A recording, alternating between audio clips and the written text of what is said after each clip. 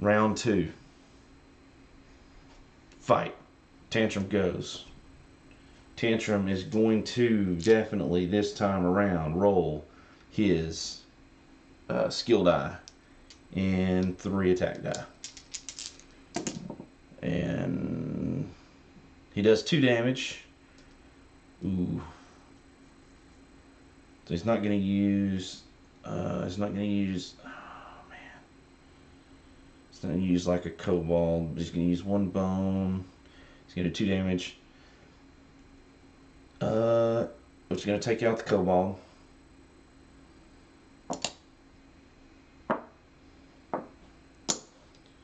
So I'll go here.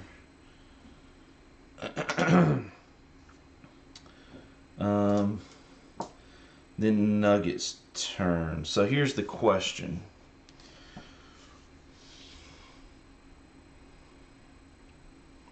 Here's what I'm thinking. Nugget has more health. So I think Nugget is going to move 1, 2. Nugget still has 1 attack die. He can use the long blade. She can use the long blade to do damage to the bog frog, knowing that it's going to do poison too. So it's going to take 2. But then next turn, hopefully she can kill it. And hopefully Tantrum will live long enough. He can take at least, he can take 1 2-point hit from the clay golem.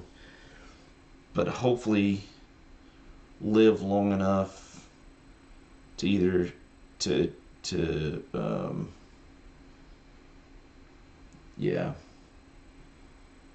something with the clay golem.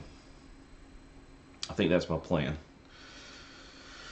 I hope this plan comes together. Alright, so here's the die for Nugget. And that is a 1. So that's just going to do 1 damage. Oh, and the body count. Oh, I forgot that. Body count goes up for Tantrum for killing what was here. 1 point of damage against the bog frog. There. The golem goes. Ooh, that's an interesting. So actually, since on Tantrum's turn he got that body count, I'm just going to go ahead and use it just to be safe to add that 1 point back. Yeah. All right. So then the golem goes. Clay golem attacking a single die versus Tantrum. Rolls a 1. There's the 1. So Tantrum takes 1. Then the bog frog goes next, right here, and drops a poison 2 on Nugget.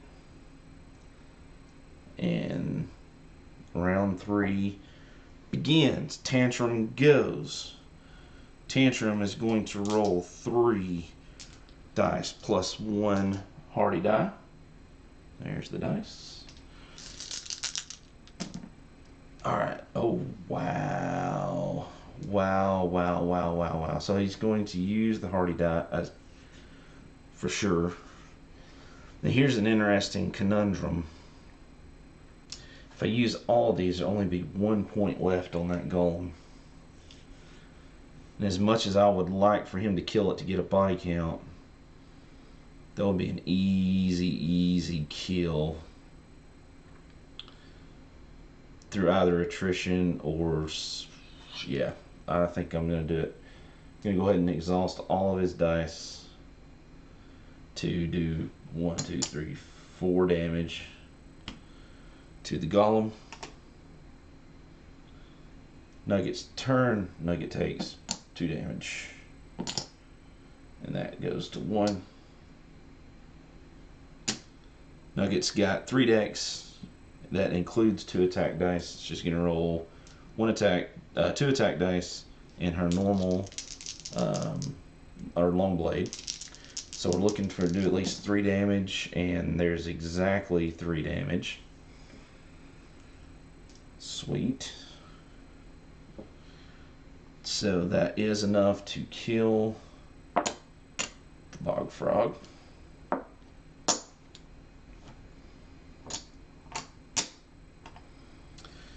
And the bog frog comes off. The golem gets its one single die attack, rolls a 1. Hardy. Well, let's see here. Wait, I don't think that's good. I think he's still going to have to take 1 damage. Let me double check. When Hardy's active any turn our HP takes damage, your total is reduced to 1. Reduce number by 1 at the start of your turn. Reduce number by 1. Alright, I think I've done that right. Hopefully I have. So he's still going to take 1. And this is a counter. It goes from 1 to 0, so it's exhausted. And round 4 starts. And Tantrum starts. He has 4 decks. But he can't really do anything. 1, 2. We'll just move him up here because there's literally nothing he can do. Then Nugget goes, takes 1 damage. Right? And then that goes away. Then it will range attack the golem with the long blade, which is purely academic because that does do 1 damage. And the golem is killed. And that is the last baddie. Whew. We are victorious. Barely. But we're victorious. That's the important part. So we're going to move our stuff back to the mat. Our heroes took a beating. But hey, the important part is we're still alive. That's the important part. I'll go ahead and reset the map. Boom. Alright, so completed. So we're going to resolve the encounter. We don't get any bonus, but we do get 1 progress point. So that's going to update our counter here. So that's not what I wanted to do. Let's get the other thing. Here we go. So right now that means we've completed day 4. And we have 4 progress points. Remember, we need 10 to fight Marrow. And now we get 2 ability points.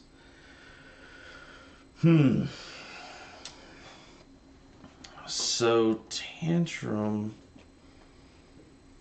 Gosh. I'd really like to get the disable die, I think, because that being able to disable up to a 5-point baddie could be huge, because disable is well,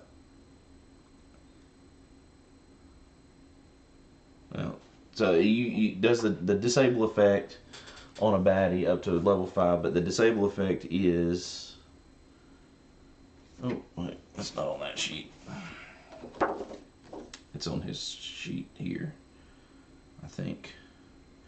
This unit's skills are suspended. So they still have the normal attack and defense dice, but their skills don't exist. And that can be huge. That means Hardy goes away. That means Mischief goes away. That means Break goes away. Corrosive goes away. So that could be ginormous. So I think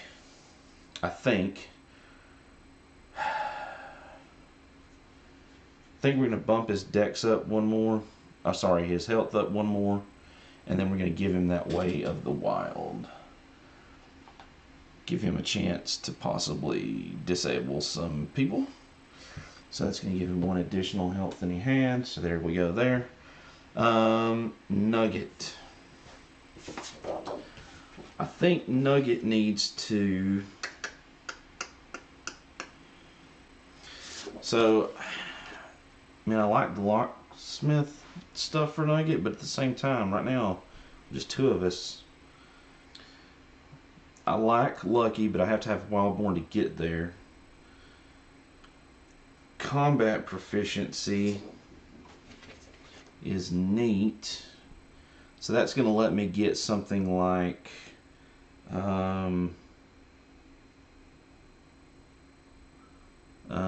recover, an extra movement, an extra attack die, an extra defense die, or just an extra, essentially extra dex for anything I want.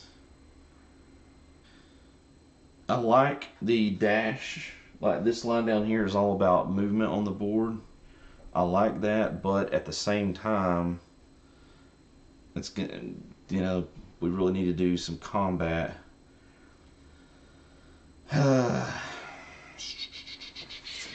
So I'm thinking Tinkered Bolo is going to let us.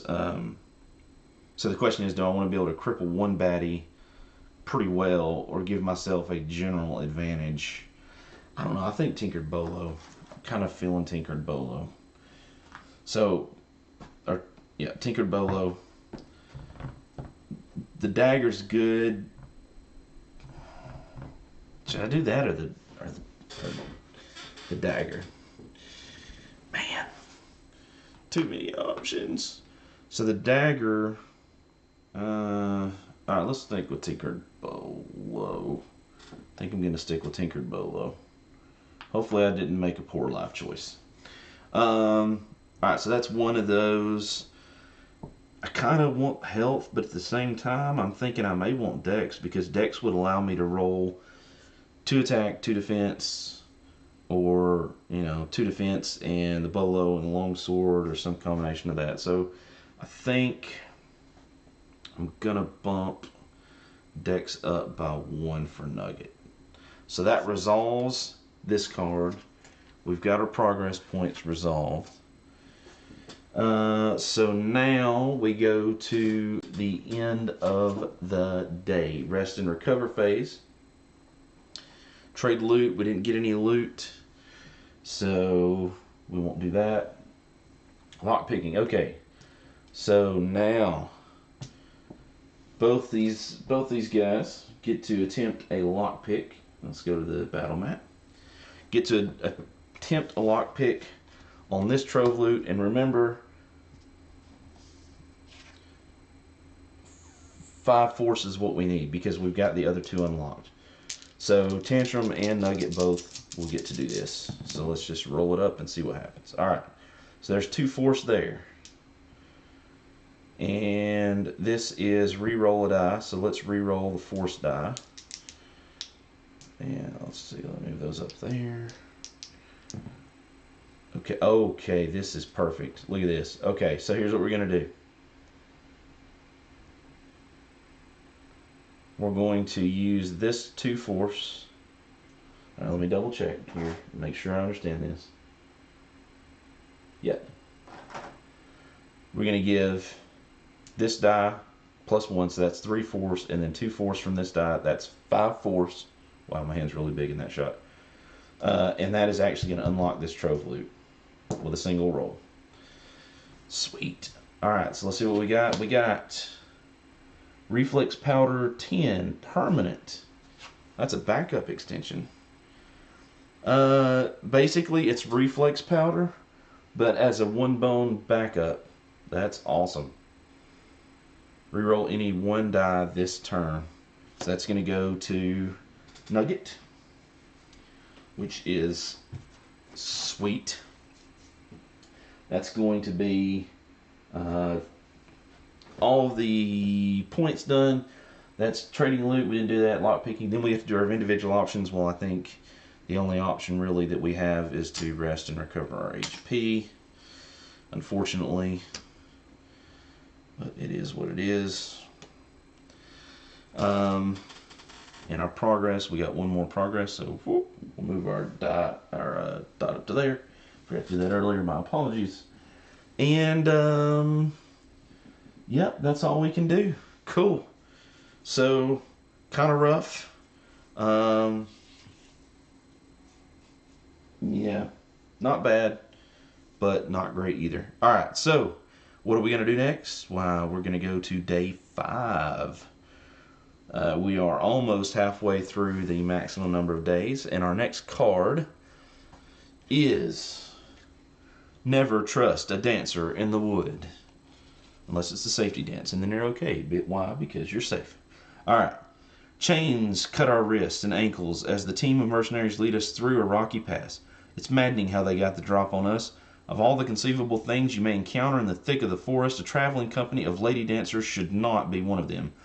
Dancers in the heart of the woods? I'd questioned. And sporting long beards as well. Apparently, some of our party were less surprised by this prospect. I'm going to guess Tantrum in this case.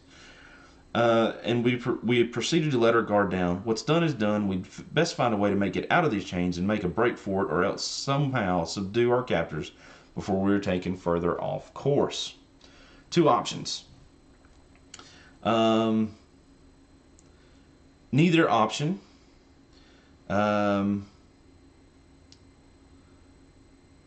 Neither option gives us any bonus, as you can see. Completing the encounter is 1 progress, 2 ability points, and everybody gets a loot. We have 2 options. The first option is our normal baddie points, which at this point, day 5, that's going to be 2 5-point baddies. Your party's ankle shackles are locked. 3 lever, 4 trip, 5 force, 2 trip. Each gearlock will perform a lockpick attempt. Locks opened by 1 gearlock stay unlocked for the next. If your party opens enough locks equal to your party size, so that's going to be, with 2 of us, we're going to need a 3 lock, 4 trip. Gain surprise for this battle, which means we go first. Otherwise, each member of your party takes 2 damage, and you have to select the other option, which is you must ignore their attack stat die value for this battle. So basically, well, so interestingly enough, what this means is that we would ignore the dice and the attack stat, but neither one of them has one, so it really doesn't affect us. The question is, do we want to attempt a surprise, a lockpick attempt to get surprise, risking potentially 2 damage before we start, or do we want to not do that, opt for surprise, we forego surprise and hope we can roll better than our baddies here that we're going to be taking on? That is a tough question, because there's definite advantages in both cases, which is why I'm going to do the responsible thing and abdicate that decision to you guys. So this is your next decision. Do we attempt a lockpick of a 3 lever, 4 trip and try to get surprise, risking, if we do fail, we have to take 2 damage and then we start the fight? Or do we just forego that, don't risk the 2 damage, and start the fight? And we are just going to have 2 5-point baddies. Alright, so it's because it's day 5, 2 times 5 is 10. 2 5-point baddies. The battle queue is just a standard battle queue. So, you guys have a decision to make. So let me know what you want your decision to be. Leave your vote in the comments, and we will take a look, and whatever you guys decide is what we'll do. I've enjoyed this. I've enjoyed you guys being able to help make these decisions. That's been a ton of fun. So thank you guys for commenting, subscribing. Thank you guys for being part of the channel and a part of this playthrough. Love you guys. Really enjoy this. And so yeah, leave your comments below, and we'll find out what you want to do. And I will see you in the next video. Bye, guys.